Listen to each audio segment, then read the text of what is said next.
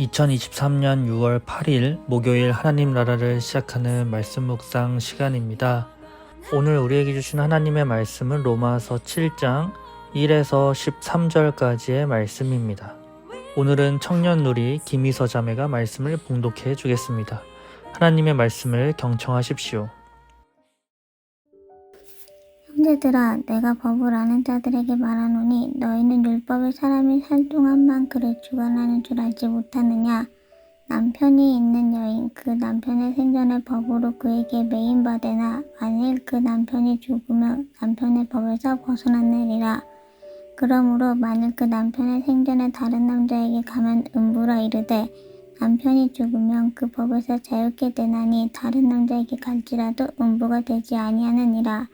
그러므로 내 형제들아, 너희도 그리스도 몸으로 말미암아 율법에 대하여 죽임을 당하였으니 이는 다르니 곧 죽은 자 가운데서 살아나신 이에게 가서 우리로 하나님을 위하여 열매를 맺게 하려 함이니라. 우리가 육신에 있을 때에는 율법으로 말미암는 죄의 정욕이 우리 지체 중에 역사하여 우리로 사망을 위하여 열매를 맺게 하였더니 이제는 우리가 얽매였던 것에 대하여 죽었으므로 율법이 벗어났으니 이름으로 우리가 영의 새로운 것을 섬길 것이요 의문을 묵을 것으로 아니할지라. 그런즉 우리가 무슨 말을 하리요? 율법이 죄냐? 그럴 수 없느니라.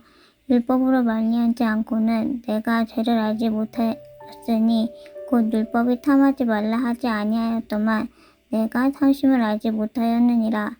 그러나 죄가 기회를 타서 계명으로 말미암아 내 속에 각양탐심을 이루었나니 이는 법이 없으면 죄가 죽은 것임이라. 전에 법을 깨닫지 못할 때에는 내가 살았더니 계명의 이름에 죄는 살아나고 나는 죽었도다. 생명에 이르게 할 그 계명이 내게 대하여 도리어 사망에 이르게 되는 것이도다. 죄가 기회를 타서 계명으로 말미암아 나를 속이고 그것을 나를 죽였는지라. 이로 보건대 율법도 거룩도 계명도 거룩하며 의로우며 선하도다. 그런즉 선한 것이 내게 사망에 되었느뇨? 그럴 수 없느니라. 오직 죄가 죄로 드러나기 위하여 선한 것으로 말미암아 나를 죽게 만들었으니 이는 계명으로 말미암아 죄로 심히 죄되게 하려 함이니라. 아멘. 사도 바울은 그리스도인의 성화를 설명하면서 6장에서는 죄의 문제를 다뤘고 오늘 말씀 7장에서는 율법의 문제를 다루게 됩니다.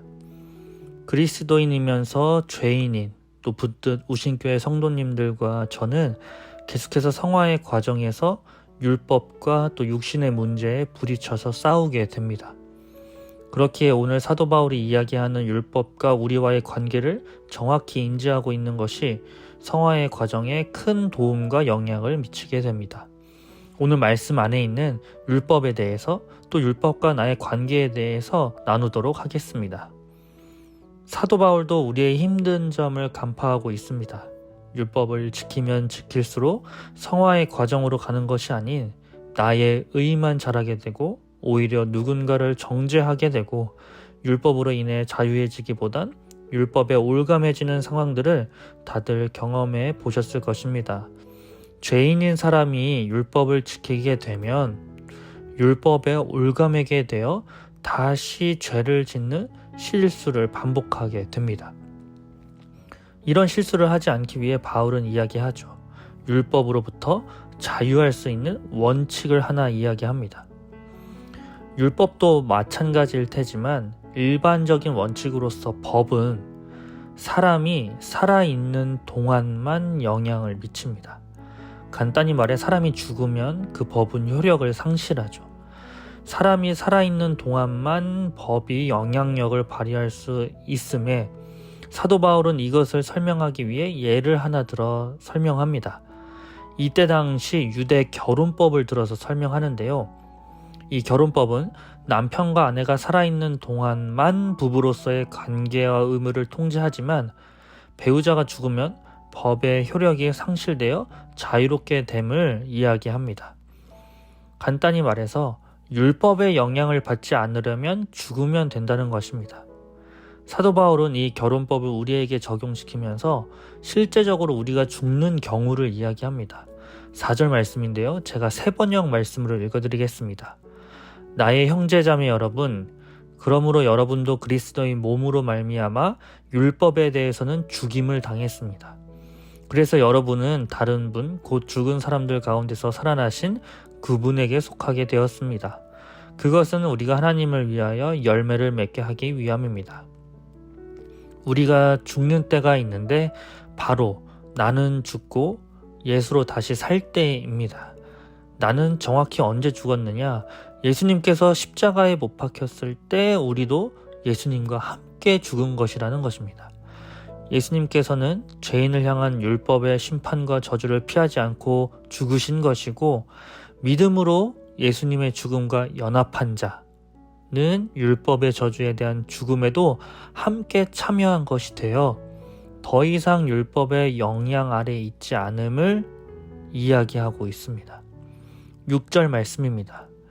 지금은 우리를 올감했던 것에 대하여 죽어서 율법에서 풀려났습니다.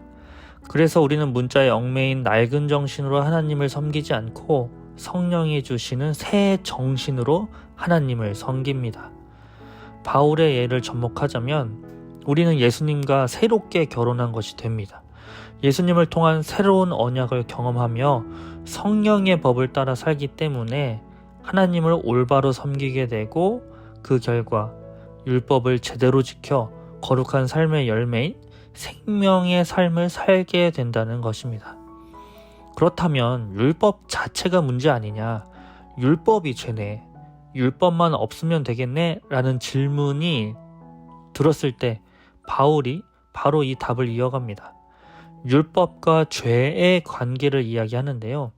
첫째로 율법은 죄를 알려줍니다. 율법이 있기에, 기준이 있기에 죄라는 개념이 생길 수 있는 것입니다. 두 번째는 이 율법이 죄를 다시 살려냅니다. 이게 무슨 말이냐? 율법이 있어야 죄가 있음을 알게 되고, 사람에게 있는 이 죄성을 드러내서 내가 죽은 것이 율법을 잘못 지켜서 죽은 것이 아니라 죄 때문에 죽었음을 깨닫게 하는 기능이 있는 것입니다. 하나님 앞에서 율법으로 괴로워하는 우리의 근본 원인은 율법 때문이 아니라 우리 안에 있는 죄 때문임을 깨닫게 되며, 내 안에 죄가 있음을 깨닫게 해주는 역할을 이 율법이 하는 것입니다. 즉 율법은 중립적입니다. 율법은 하나님의 뜻과 성품을 알려주고 거룩한 삶으로 인도합니다. 그러나 거룩한 율법이 죄에게 이용당하면 죄인인 사람에게는 율법이 더욱더 죄를 짓게 만들고 사망에 이르게 할 수 있는 것입니다. 사랑하는 우신 가족 여러분, 우리는 율법을 어떻게 대하고 있습니까? 혹시 우리 안에 있는 이 죄성으로 인해 계속해서 율법을 지키며 나를 높이고 남을 정죄하고 더욱 죄를 짓게 하고 있습니까? 아니면 내 안에 아직 죄성이 있구나 깨닫고 나는 죽고 예수로 살고 하나님의 새로운 통치 안에서 율법을 완성하며 자유함을 누리고 있습니까? 오늘 말씀이 혹 누구를 정죄함이 아니라 이 율법과의 관계를 다시금 정립하며 내가 누구인지 정확히 깨달아 나를 사망으로 인도하는 죄가 아닌 나를 살리기 위해 죽으신 예수님을 위해 우리는 어떤 선택을 해야 할지 고민하는 하루가 되길 간절히 소망합니다. 오늘 주신 말씀 기억하며 기도하도록 하겠습니다. 사랑의 하나님, 로마서 말씀을 통해 다시금 우리의 삶, 나의 삶을 돌아봅니다. 하나님을 믿는다 이야기하지만 율법이 나의 죄를 강화하는 데 사용되고 있지는 않은지 돌아봅니다. 율법을 통해 내 안에 있는 죄를 깨닫게 하시고 내 안에 있는 죄성을 다시금 회개하며 주님 앞에 나아가도록 우리를 인도해 주옵소서. 예수님의 이름으로 기도합니다. 아멘. 오늘 주신 말씀 기억하며 더 깊은 묵상하도록 하겠습니다.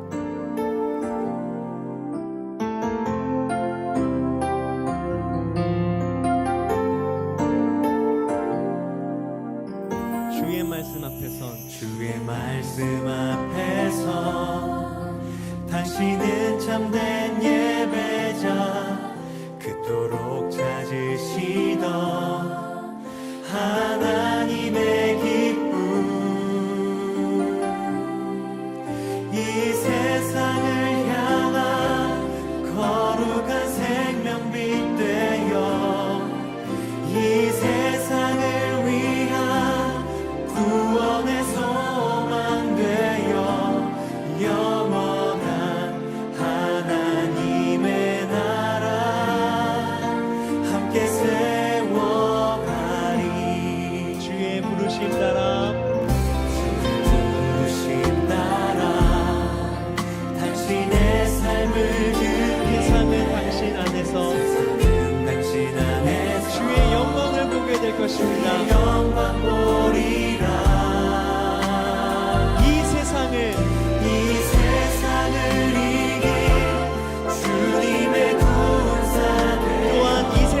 섬길 이 세상을 섬길 주님의 손과 발 되어 영원한 하나님의 나라 함께 세워 자신을 향하여서 이 세상을 이길 이 세상을 이길 주님의 군사 되어 이 세상을 섬길 주님의 손과 발 되어 영원한 하나님의 나라 함께 세워가리. 서로를 향해서 격려의 박수하도록 하겠습니다. 함께 같이 기도하겠습니다. 지금은 우리를 제자로 부르신 예수 그리스도의 은혜와 우리를 이 땅 가운데 창조하시고 모든 만물의 근원 되신 하나님의 사랑과 여전히 우리를 홀로 놔두지 않고 우리를 이끄시는 성령의 친밀함과 그 사귐이 이곳에 있는 모든 자들과 영원토록 함께 하시기를 간절히 축복합니다. 아멘.